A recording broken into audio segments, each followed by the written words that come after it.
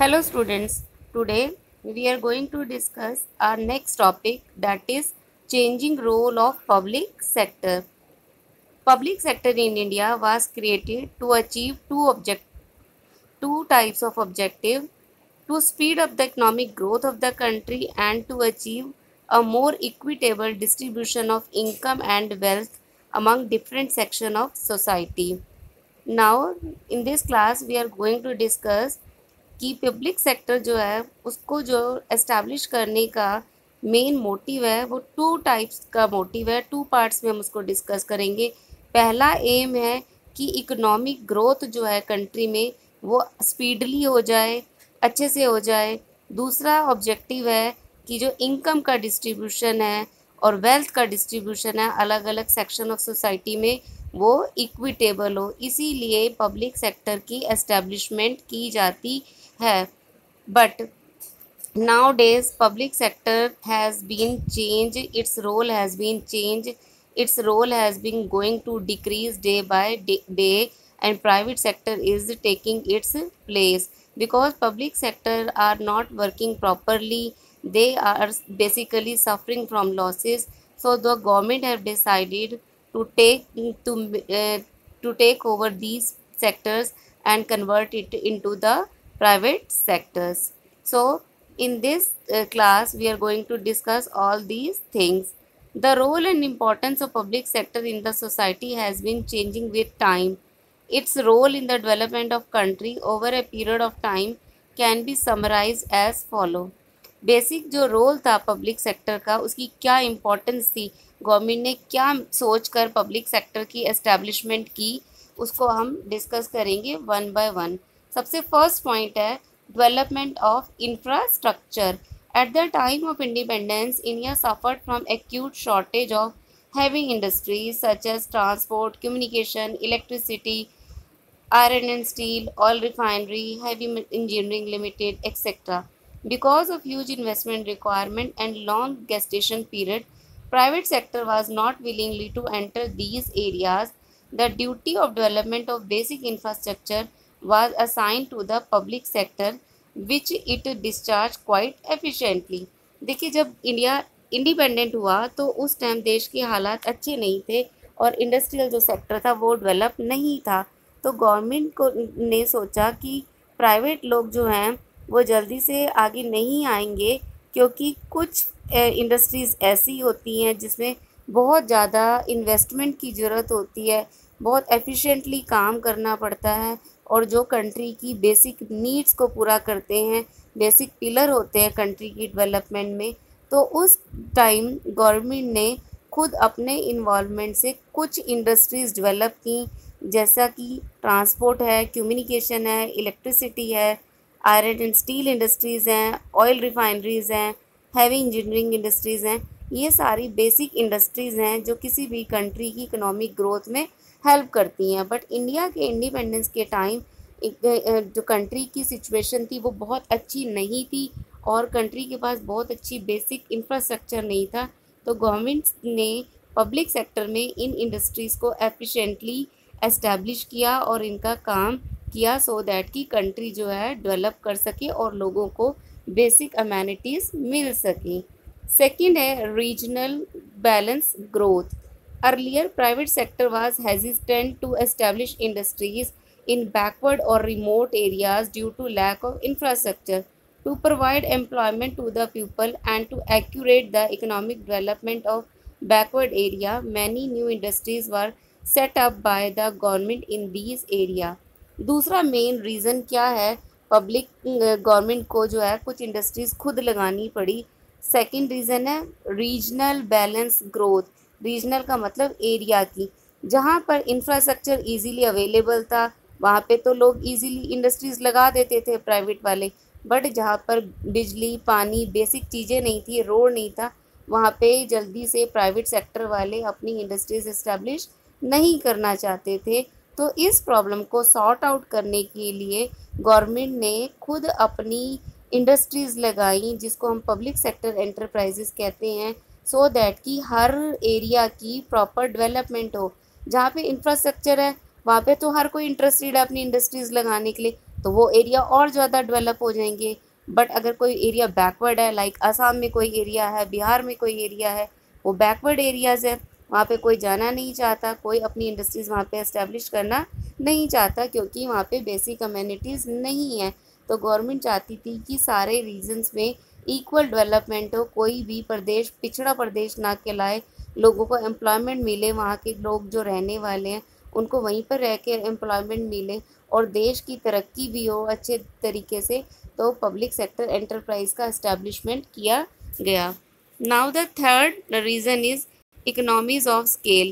In certain industries like electric power plant, natural gas, petroleum, etc., huge capital and large base are required to function economically. Such areas were taken by public sector. Again कुछ industries ऐसी थी जैसे electricity है, power plants हैं, natural gas है, petroleum industries हैं, जहाँ पे बहुत ज़्यादा हाई कैपिटल की ज़रूरत होती है, बहुत ज़्यादा इन्वेस्टमेंट की ज़रूरत होती है। और यहाँ पर जो है अगर प्रॉपर इन्वेस्टमेंट नहीं होगी तो काम प्रॉपर स्मूथली जो है नहीं होगा। और लार्ज स्केल पे अगर आपने काम करना है तो ह्यूज इन्वेस्टमेंट जो है रिक्वायर्ड होगी। तो इन सब चीज़ों को माइंड में रखते हुए government has decided to make these industry establish under public sector enterprises. Fourth is restricting economic concentration. Only few industrial houses in private sector had invested at large scale, resulting in concentration of capital in few hands. As a result, monopoly increased and leads to inequality of income. To stop such practice, industries were established in public sector so that large scale division of income and money among worker and labour is done.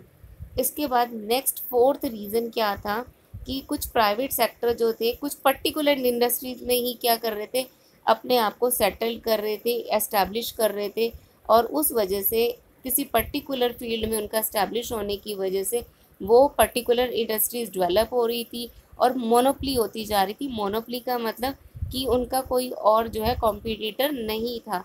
तो इस problem को sort out करने के लिए, इस inequality को sort out करने के लिए गवर्नमेंट ने इस प्रैक्टिस को रोकना चाहा और अपनी खुद की इस्टेब्लिशमेंट की पब्लिक सेक्टर एंटरप्राइज के फॉर्म में, जिससे कि मोनोपली की प्रॉब्लम ख़त्म हो जाए और प्राइवेट सेक्टर का जो एक्सप्लॉयटेशन है वो भी क्या हो जाए, रोका जा सके, और जो अनएम्प्लॉयड पीपल है उनको एम्प्लॉयमेंट मिल सके और जो लेबर क्लास है उनका एक्सप्लॉयटेशन ना हो।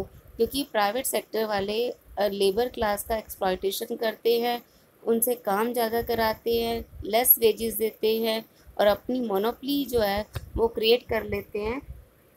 तो इन प्रॉब्लम्स को सॉर्ट आउट करने के लिए government has decided to establish their own sectors, that is called public sector enterprises. Last is import substitution. Firstly, public enterprises were established in production of capital equipments which were earlier imported from other countries, and several enterprises were also established to promote export of goods. It increased the foreign currency reserve a lot. Very important role was assigned to the public sector, but its performance was far from satisfactory, which forced government to do rethinking on public enterprises. Last जो है, last reason जो है वो ये है कि government ने public sector enterprises को क्यों एस्टैब्लिश किया, उनका क्या रोल था, उनके बेसिक रीज़न क्या थे एस्टैब्लिश करने के। उसमें लास्ट जो रीज़न है वो ये है कि कुछ ऐसे इक्विपमेंट्स होते थे जिनका प्रोडक्शन जो है कंट्री में होता ही नहीं था, बाहर से ही लेना पड़ता था उनको। लाइक अभी भी होता है कि पेट्रोलियम प्रोडक्ट्स जो हैं वो गवर्नमेंट जो है इंपोर्ट करती है, जो इक्विपमेंट्स हैं आर्म्स से रिलेटेड, हथियार हैं बड़े बड़े और राइफल्स हैं, वो अभी भी गवर्नमेंट बाहर से ही मंगाती है। और पहले कोचेज़ जो होते थे ट्रेन के वो भी बाहर से आते थे, बट अब तो गवर्नमेंट खुद इस्टेब्लिश करने लगी है, खुद प्रोड्यूस करने लगी है। तो हम ये बात इंडिपेंडेंस के टाइम की कर रहे हैं, जब इंडिया बहुत ज़्यादा डेवलप नहीं था, वहाँ पे बेसिक चीज़ें भी नहीं थी, तब की बात कर रहे हैं। तो इस बार बार इम्पोर्ट करने से क्या होता था, बहुत ज़्यादा पैसों का खर्चा हो जाता था और इकनॉमी जो है वो डाउन हो जाती थी। इस प्रॉब्लम को सॉर्ट आउट करने के लिए गवर्नमेंट ने डिसाइड किया कि इस टाइप की इंडस्ट्रीज़ भी वो खुद लगाएंगे, लाइक एटॉमिक एनर्जी से रिलेटेड इंडस्ट्रीज़ हैं वो खुद लगाएंगे और अपनी कंट्री में ही उसका प्रोडक्शन करेंगे और इम्पोर्ट रोकेंगे और एक्स्ट्रा प्रोडक्शन करके वो बाहर एक्सपोर्ट करेंगे गुड्स को। और जिससे क्या होगा, बाहर की करेंसी आएगी और बाहर की करेंसी आने से जो है फॉरेन एक्सचेंज आएगा। इस ये सोच के माइंड में पॉइंट रख के, इस एम को माइंड में रख के पब्लिक सेक्टर एंटरप्राइज की एस्टेब्लिशमेंट गवर्नमेंट ने की, बट उसके रिजल्ट सेटिस्फैक्ट्री नहीं आए।